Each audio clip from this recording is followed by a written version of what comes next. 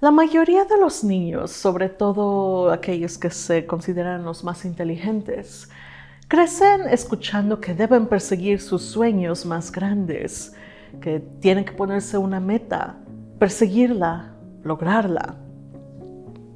Yo fui una de esas niñas prominentes.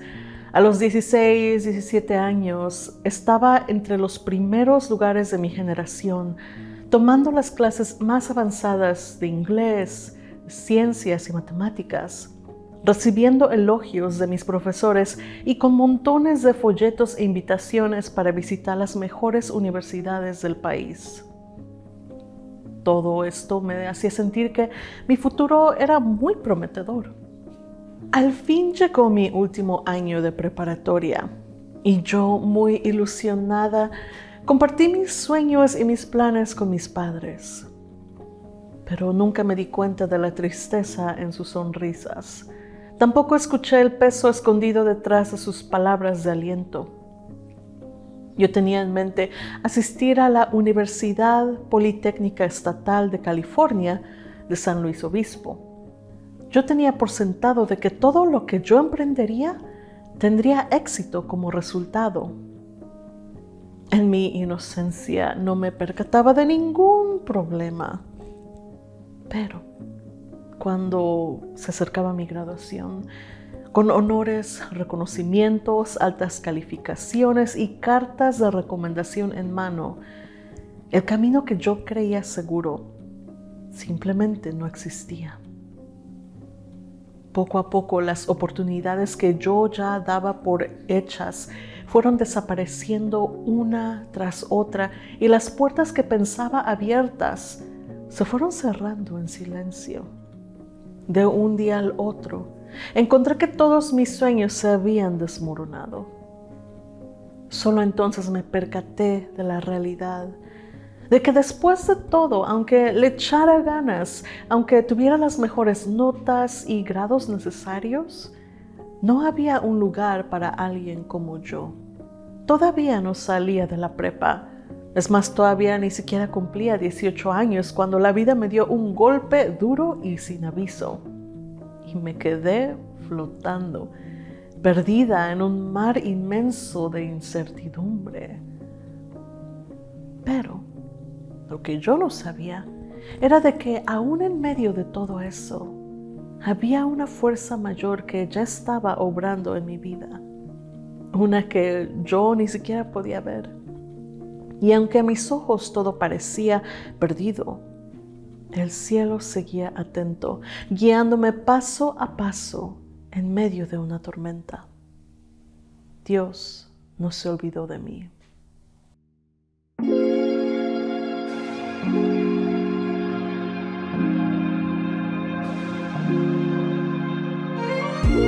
Hola, bienvenidos a Fields and Flowers, un podcast que celebra la belleza en todas sus formas y que nos invita a descubrir el carácter de Dios capítulo tras capítulo mientras caminamos juntos por el libro del Génesis. En el episodio anterior exploramos el capítulo 7 de Génesis y hablamos sobre la importancia de actuar en el momento justo. Reflexionamos sobre la invitación a entrar en el arca de salvación a través de su única puerta, el hermoso símbolo de nuestro Salvador Jesucristo. Génesis 7 termina con la devastación de la tierra, la cual ha quedado totalmente cubierta por las aguas sobre las cuales flota el arca. Noé estaba dentro con su pequeña familia, rodeado de toda clase de animales, en un tipo de zoológico flotante. Hoy retomamos la historia del gran diluvio. El capítulo 8 de Génesis nos da un vislumbre del tiempo que Noé pasó dentro del arca y nos deja un mensaje de esperanza, algo que, seamos sinceros, todos necesitamos en estos tiempos de tanta incertidumbre. Pero antes de sumergirnos en las aguas profundas de Génesis, vamos a cambiar un poquito el ritmo y vamos a empezar con nuestra sección de la flor de la semana. Aunque esta vez no es exactamente una flor, sino un árbol, el olivo.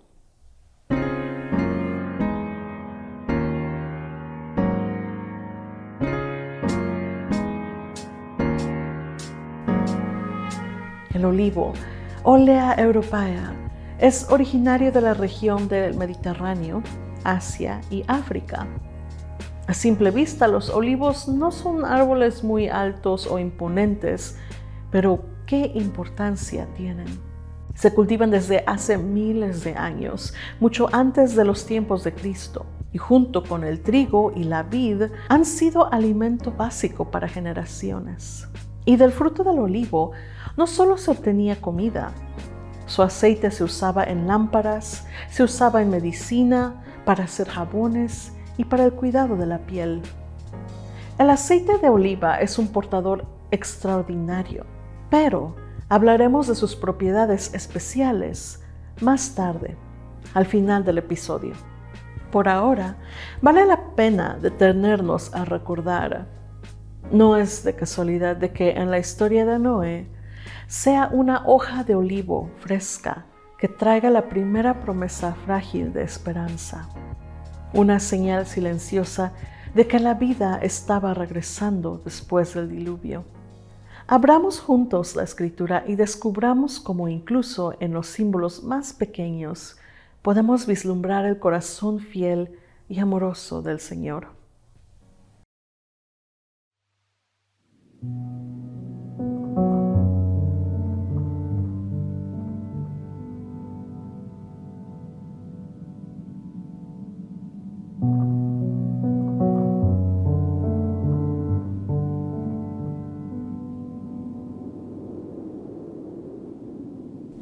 Génesis 8 dice: Pero Dios se acordó de Noé y de todos los animales y bestias que estaban en el arca con él.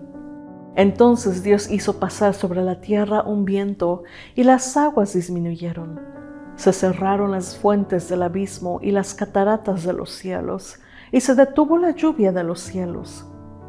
Las aguas sobre la tierra fueron decreciendo gradualmente, y al cabo de 140 días se retiraron. Y a los 17 días del mes séptimo, el arca se posó sobre los montes de Ararat. Las aguas siguieron bajando hasta el mes 10, y el día 1 del mes 10 quedaron al descubierto las cimas de los montes. Al cabo de 40 días, Noé abrió la ventana del arca que había hecho, y envió un cuervo, el cual salió y estuvo yendo y viniendo hasta que las aguas sobre la tierra se fueron secando. También dejó salir una paloma para ver si las aguas se habían retirado de la faz de la tierra. Pero al no hallar la paloma donde asentarse, volvió al arca donde estaba él, porque las aguas aún cubrían la faz de toda la tierra. Entonces Noé extendió la mano y tomándola, la hizo entrar consigo en el arca. Esperó aún otros 7 días y volvió a enviar a la paloma fuera del arca. Y al atardecer, la paloma volvió donde él estaba, pero ya traía en el pico una hoja de olivo. Así entendió Noé que las aguas se habían retirado de toda la tierra. Todavía esperó 7 días más y volvió a enviar a la paloma, pero ésta ya no volvió a donde él estaba. El día 1 del mes 1 del año 601 de Noé, se secaron las aguas sobre la tierra. Entonces Noé quitó la cubierta del arca y miró, y resultó que la superficie de la tierra se estaba secando. Y a los 27 días del mes 2, la tierra ya estaba seca. Entonces Dios habló con Noé y le dijo: Sal del arca, tú y tu mujer y tus hijos, y las mujeres de tus hijos que están contigo. Saca a todos los animales que están contigo, a todo ser vivo, aves y bestias, y todo reptil que se arrastra sobre la tierra, y pueblen la tierra. Reprodúzcanse y multiplícanse sobre la tierra. Salió entonces Noé con sus hijos, su mujer, y las mujeres de sus hijos. También salieron del arca todos los animales, y todo reptil y toda ave, y todo lo que se mueve sobre la tierra, según sus especies. Noé edificó un altar al Señor, Y tomando de todo animal limpio y de toda ave limpia, ofreció en el altar un holocausto. Si han estado caminando conmigo a través de Génesis, se darán cuenta de que en los últimos 2 capítulos he incluido 2 llamados. En el episodio 6 fue construir, en el episodio 7 fue entrar. Pero la vida cristiana no siempre se construye a base de verbos de acción. A veces se construye en la quietud. Una gran parte de nuestra vida cristiana y mucho de nuestro crecimiento espiritual más profundo ocurre cuando nos vemos obligados a esperar. Y tal vez justo ahí es donde ahora te encuentras, sentado en tu propia arca de obediencia, mirando por la ventana hacia las aguas que todavía no han terminado de retirarse, preguntándote si realmente escuchaste la voz de Dios y si fue así, ¿dónde está Él ahora? ¿Dónde está el cumplimiento de sus promesas? Los tiempos de espera son de los más duros en nuestro caminar con Cristo. Oswald Chambers, en su devocional En pos de lo Supremo, lo expresa de esta manera cuando pregunta, después de la obediencia, ¿qué sigue? Tendemos a imaginar que si obedecemos a Jesucristo, Él nos llevará directo al éxito. Pero nunca debemos confundir nuestros sueños del éxito con el propósito que Dios tiene para nosotros. Puede que el propósito de Dios sea justo lo contrario de lo que soñamos. Lo que nosotros consideramos entrenamiento y preparación, para Dios puede ser ya la meta. Es el proceso, no el resultado, lo que le da gloria a Él. Mientras tanto, el libro de Lamentaciones 3 nos recuerda: bueno es Jehová a los que le esperan, al alma que le busca. Bueno es esperar en silencio la salvación de Jehová.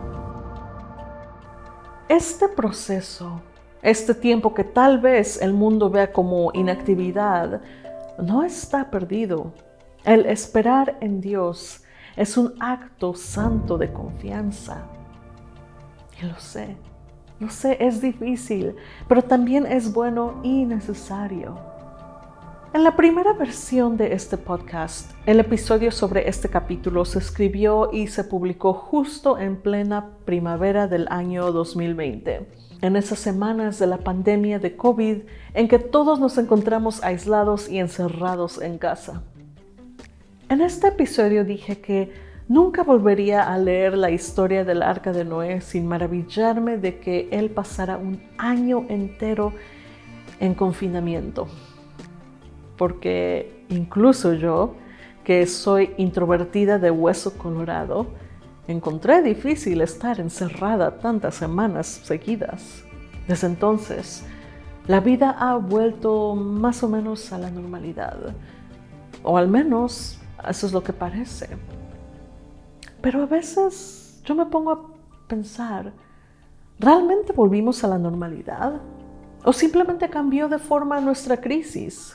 La verdad es de que yo sigo luchando con las mismas ansiedades y últimamente he estado orando con mucha más urgencia, mientras que mi pequeña arca se balancea en esas aguas inquietas, preguntándole a Dios, ¿y ahora qué?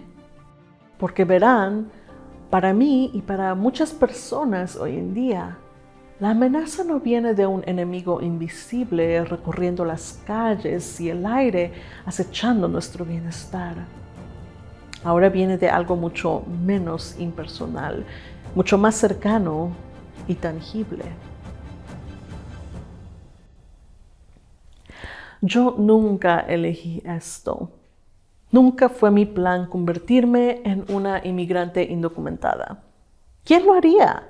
Nadie en su sano juicio deja atrás todo lo que conoce, su hogar, su gente, su historia, a menos de que la desesperación, o en mi caso, la mano de Dios, lo empuje a cruzar una frontera hacia un mundo nuevo.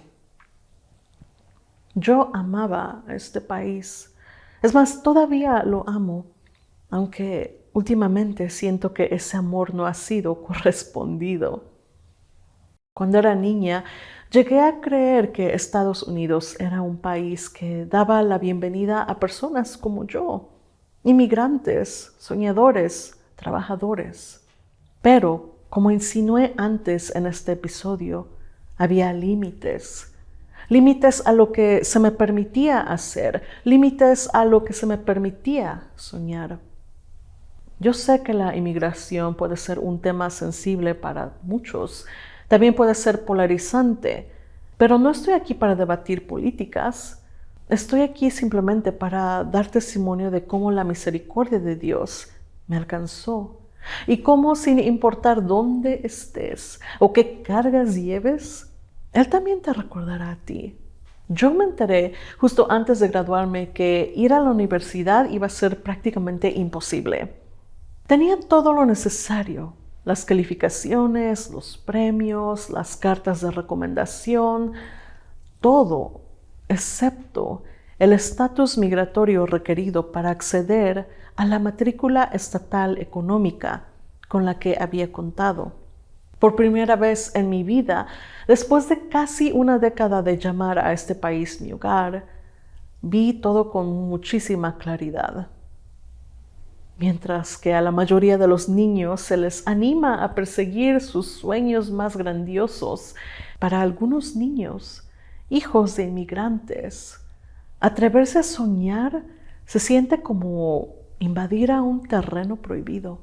Y no importaba cuánto creyera yo que podía aportar este país no tenía un lugar para alguien como yo. El único lugar donde pude estudiar fue por provisión de Dios y con algo de ayuda financiera. Fue un pequeño colegio comunitario. Poder continuar mis estudios, aunque no era en la universidad de la cual yo había querido al principio, bueno, ya era para mí un milagro, especialmente porque esto sucedió durante la crisis económica del 2008 y había muchísimas dificultades económicas, especialmente en mi familia. Entonces, así durante 2 años, yo me volqué de lleno en mis estudios. No era el Politécnico de San Luis Obispo, pero le saqué todo el provecho posible a mi educación mientras estuve ahí. Estudié diseño gráfico e ingeniería y disfruté muchísimo mis clases, mis maestros, mis clubes y todos los amigos que hice ahí. Es más, por un rato, la vida se sintió casi normal, pero lo que no sabía era de que lo más difícil estaba por venir. Quiero invitarte a uno de los momentos más bajos de mi juventud. Imagínalo, Paula, con 19 años, sentada sola junto a la fuente del patio central de la universidad, llorando desconsoladamente.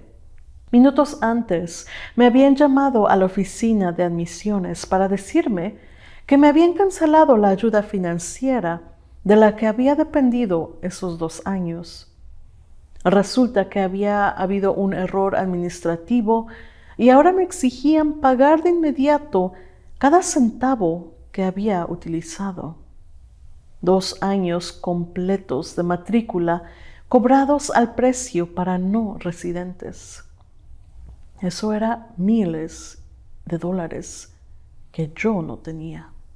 Y lo entiendo, de veras lo entiendo.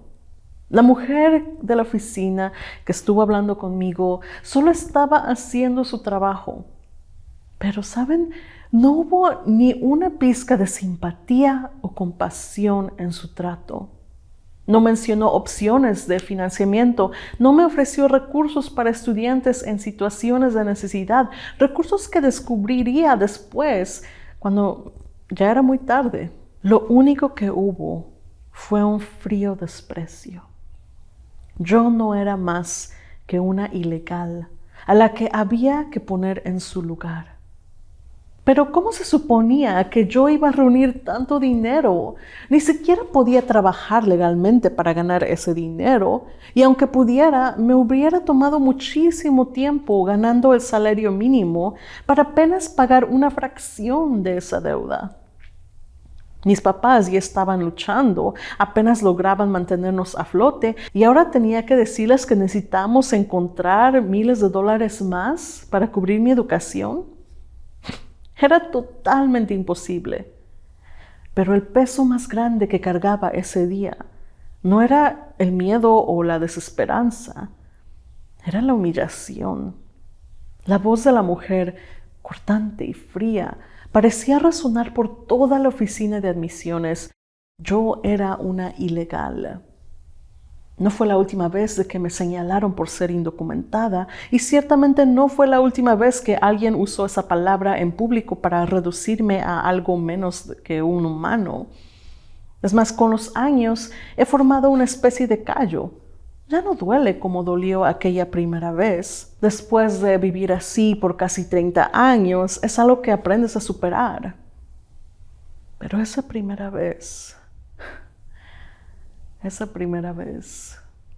yo estaba completamente sola, asustada. Siempre yo he sido alguien muy tímida y extremadamente sensitiva. Y bueno, la acústica de esa oficina hacía que cada palabra rebotara como un eco. Cada empleado detrás del mostrador volvió a mirarme mientras la mujer revisaba mi expediente. Fue muy humillante.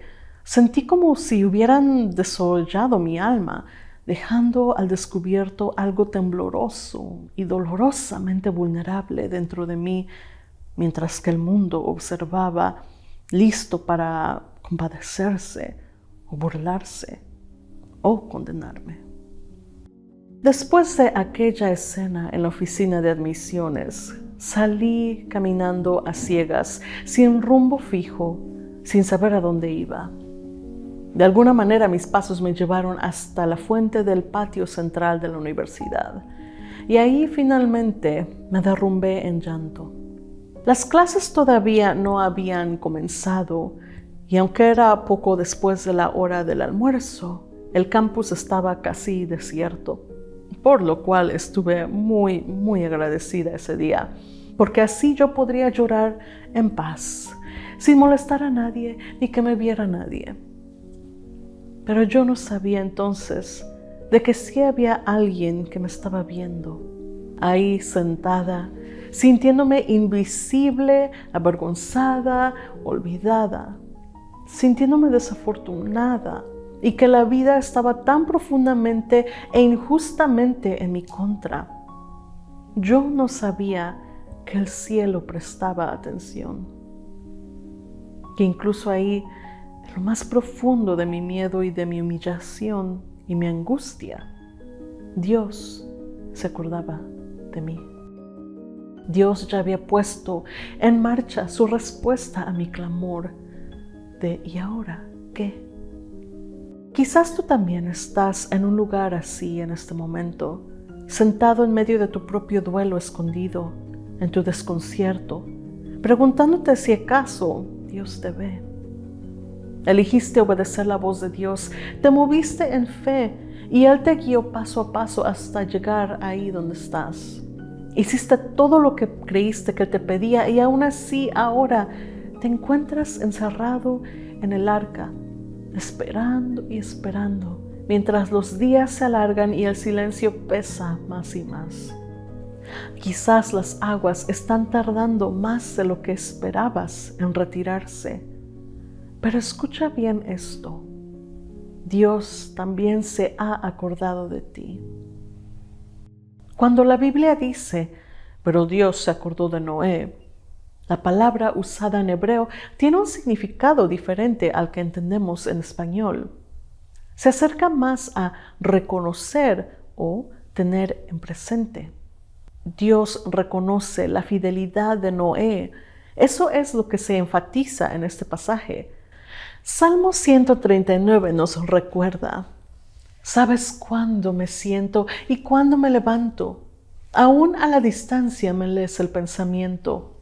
Mis trajines y descansos los conoces. Todos mis caminos te son familiares.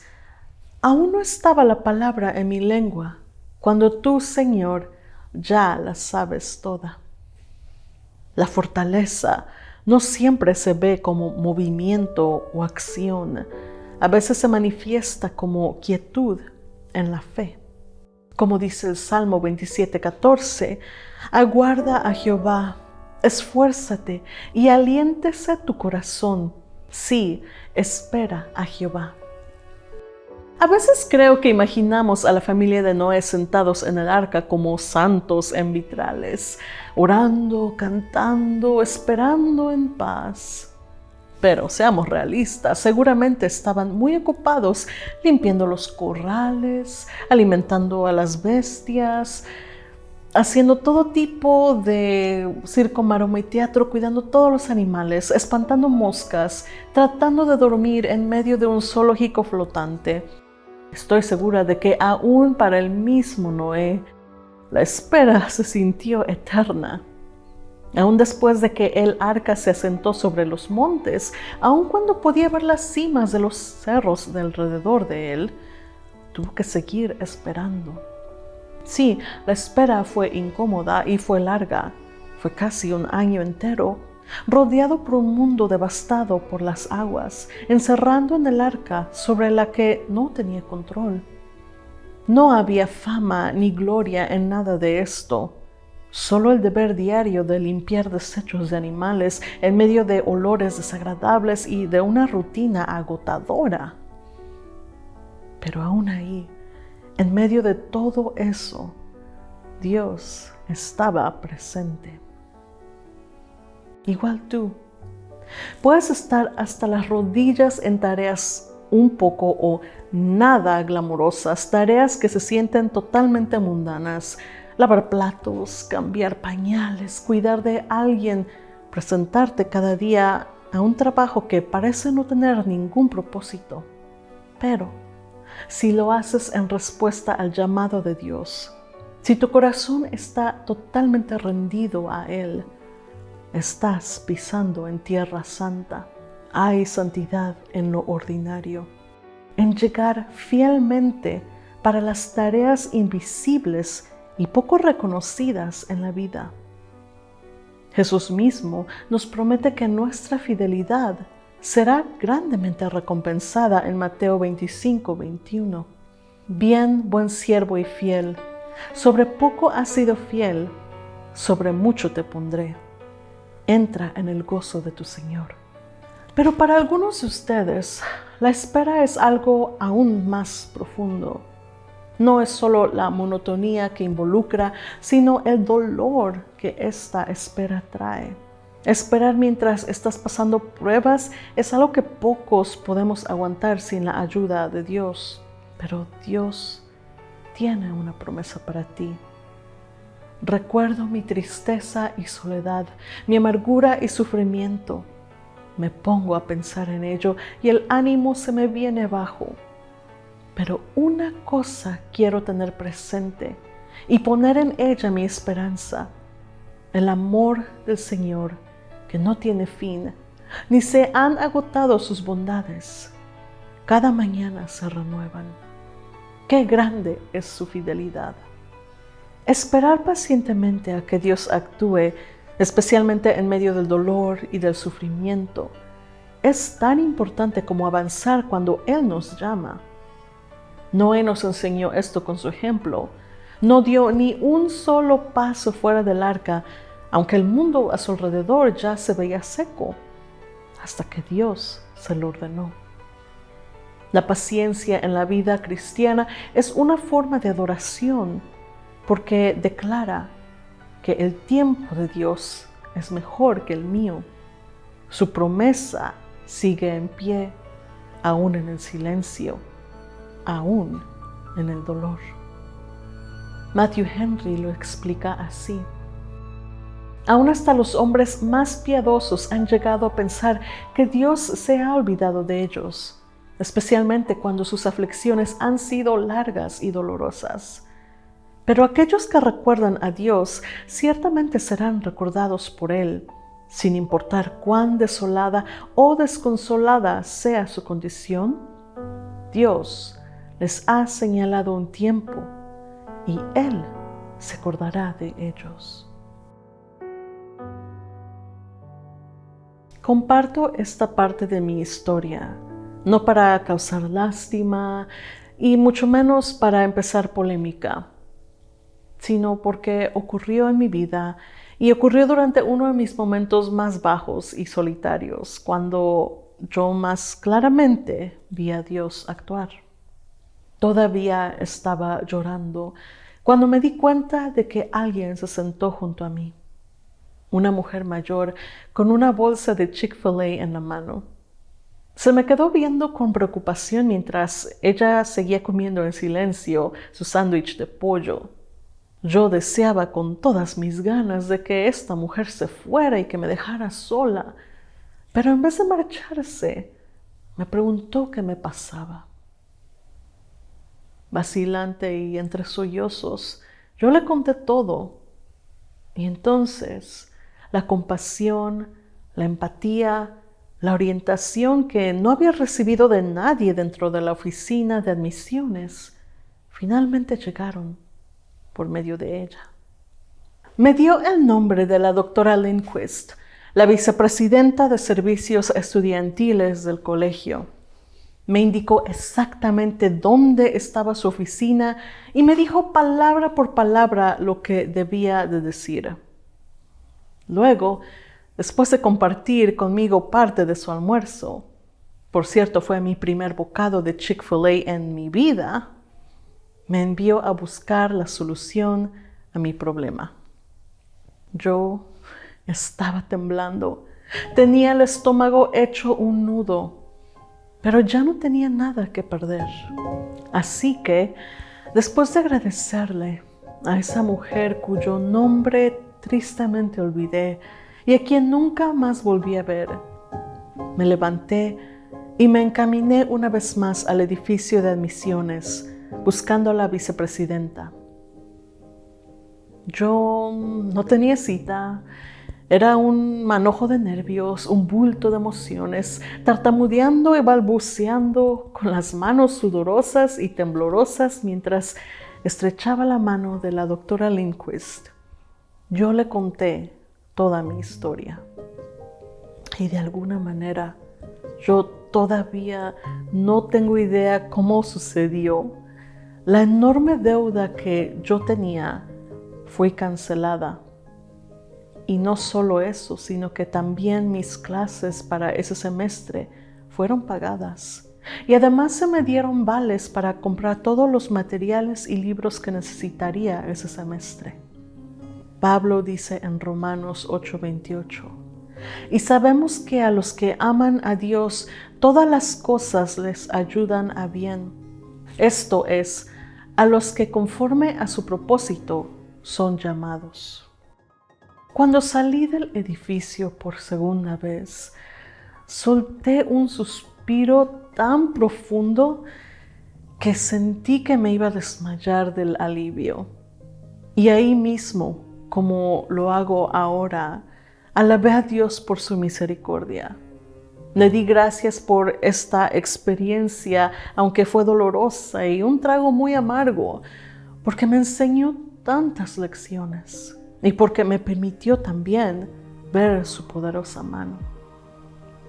Es más, no solo bendijo a mí, lo que parecía ser un callejón sin salida, un momento de humillación y desesperanza, se convirtió en el comienzo de algo mucho más grande. A raíz de lo que me pasó ese día, se creó un nuevo programa de becas. Un fondo rotativo para ayudar a estudiantes como yo que no calificaban para ayuda financiera tradicional que viene del gobierno. Ese programa ayudó a muchos estudiantes en los años siguientes, mucho después de que yo dejara mi querido colegio. Es más, siguió beneficiándolos hasta que eventualmente la legislatura de California aprobó una ley que permitiría a inmigrantes indocumentados que habían llegado aquí como menores a pagar la matrícula estatal, y más tarde también podrían acceder a ayuda financiera. Pero mucho antes de que esa ley fuera firmada, muchos jóvenes en la comunidad ya habían sido bendecidos con acceso a educación a través de esos fondos. Simplemente porque una joven sentada junto a una fuente levantó su mirada al cielo y en su impotencia le preguntó a Dios: ¿y ahora qué? Más tarde, me enteré que la doctora Lindquist fue nombrada por el presidente Obama como parte de la Comisión de la Casa Blanca para la Excelencia Educativa de los Hispanos. En ese rol, ayudó a moldear políticas educativas nacionales, propuestas relacionadas con el acceso a FAFSA, ayuda estudiantil, condonación de deudas y apoyo a instituciones que sirven a minorías.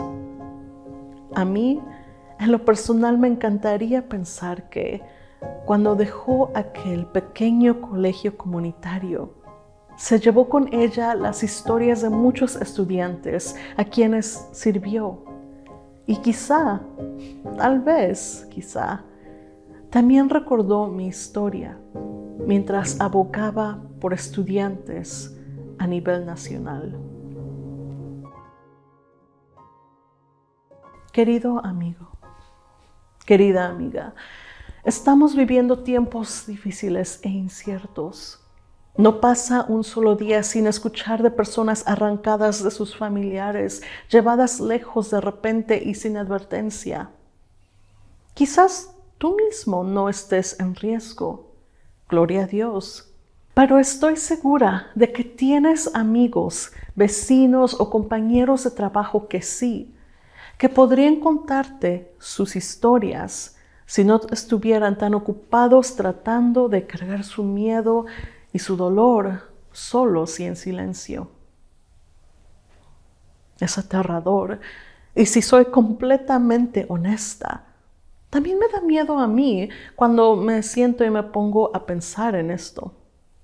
Hablar tan abiertamente como lo estoy haciendo puede parecer imprudente para algunos. Pero lo hago porque necesito que escuches esto, cara a cara, de corazón a corazón.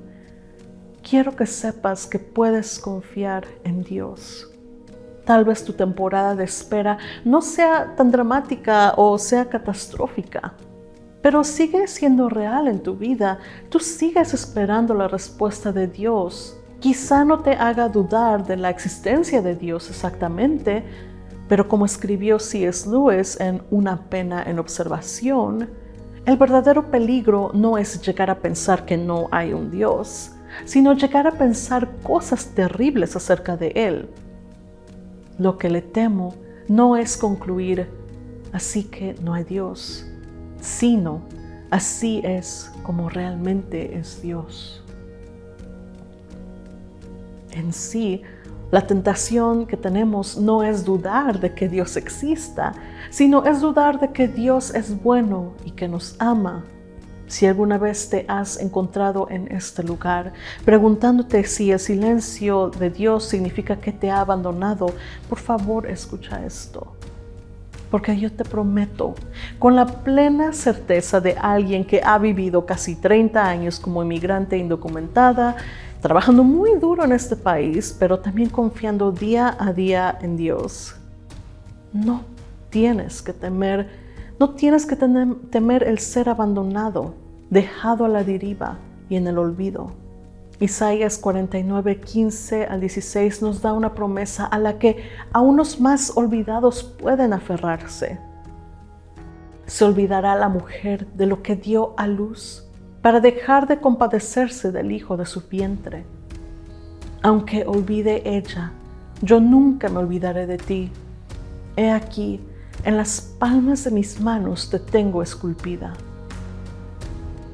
Sí, Las mismas manos que formaron las estrellas tienen escrito tu nombre en ellas. Tú estás grabado en las manos de Dios mismo, y mientras Cristo lleve las marcas de la cruz, sus manos serán una prueba viva, escrita en su propia carne, de que eres amado, valioso y nunca olvidado. Dios está obrando, aunque tú no puedas verlo. Y mientras esperas a que bajen las aguas, estás mirando a tu libertador. ¿O estás impaciente e inquieto, tratando de resolver todo por ti mismo? Génesis 8 nos dice que mientras Noé esperaba, envió un cuervo por la ventana, una ave que después de ser liberada, volaba de un lado a otro, alimentándose de los cadáveres que flotaban en las aguas, pero que nunca más regresó dentro del arca. Después de esto, Noé soltó una paloma, la cual regresó con algo precioso, una hoja de olivo fresca, prueba viva de que las aguas estaban bajando, de que la vida estaba comenzando a reaparecer. El cuervo es el símbolo de un corazón inquieto que vaga lejos de Dios y se conforma con dar vueltas sobre los restos, alimentándose de lo que el mundo ofrece, aprovechándose de todo lo que puede, hasta de cosas muertas en tiempos de desastre. Pero la paloma, insatisfecha con las promesas rotas del mundo, siempre regresa a su maestro, anhelando no lo que flota sobre las aguas del diluvio, sino la provisión de la mano que la cuida y sostiene. Esto me recuerda al Salmo 116:7 que dice: «Vuelve, oh alma mía, a tu reposo, porque Jehová te ha hecho bien». Y también Salmo 55:6 que dice: «¿Quién me diese alas como de paloma? Volaría yo y descansaría». Así como Noé, con ternura extendió su mano y trajo de regreso a la paloma cansada, Cristo recibe a toda alma que vuela hacia Él buscando refugio. El símbolo de la paz, la hoja del olivo, no fue traído por un cuervo, no fue traído por un halcón feroz, ni por un pavo real orgulloso. Fue traído por una paloma humilde, paciente, mansa. Es el corazón como el de la paloma, el corazón que se humilla, que espera en silencio, que anhela a Cristo, el que lleva los primeros signos de la paz, las primeras promesas de descanso y gozo a un mundo roto. Oswald Chambers dice que el propósito de Dios no es simplemente sobrevivir la tormenta, sino es aprender a depender de Él y de su poder ahora mismo. Él dice: «Si puedo mantenerme en calma e inquebrantable en medio de la turbulencia, ya he alcanzado el propósito que Dios tiene para mí». Mira a Cristo hoy. Mira a tu Padre Celestial, que te ama y que ve en ti algo precioso y digno de ser rescatado, y que tiene el poder para poner en movimiento tu liberación en su tiempo perfecto. Si estás cansado, si te sientes olvidado o olvidada, si las aguas de la vida están subiendo a tu alrededor, vuelve al arca, vuelve a Cristo. Él no está lejos. Su mano ya se extiende por la ventana, lista para traerte a Él. Créelo. Lo dice alguien cuya vida ha sido nada más ni nada menos que una cadena de milagros e imposibilidades.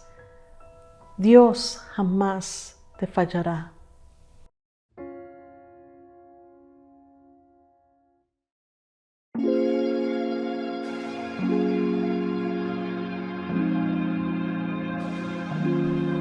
Gracias por acompañarme hoy. Sé que este episodio se alargó un poquito, pero les prometí compartir algo de los mejores usos del maravilloso aceite de oliva antes de cerrar. El aceite de oliva es rico en ácidos grasos que nutren a la piel. Tiene antioxidantes y vitamina E. Es accesible y también es uno de los mejores hidratantes naturales que puedas usar. Penetra profundamente, ayuda a mantener la integridad de las células de la piel y protege contra los radicales libres que causan el envejecimiento prematuro. Mi mamá, por ejemplo, ha recibido cumplidos durante años por su apariencia joven. Su secreto, ella usa aceite de oliva para desmaquillarse. También puedes usarlo en tu cabello como tratamiento prelavado o incluso como mascarilla nocturna para reparar resequedad y daños. Pero, una advertencia. El aceite de oliva puede causar reacciones en personas con piel o cuero cabelludo muy sensibles. Si tienes caspa, hasta puede empeorarla. Quienes tienen la piel grasa también deben usarlo con moderación. Les recomiendo usar una mezcla de mitad aceite de almendras y mitad aceite de oliva. Y bueno, eso es todo por hoy. Que el Señor que te lleva grabado en la palma de sus manos y el Cristo que aún lleva las marcas de su amor por ti, caminen contigo en cada temporada de espera, tanto en la rutina diaria como en las pruebas más amargas. Eres visto, eres amado y nunca serás olvidado. Que Dios te bendiga.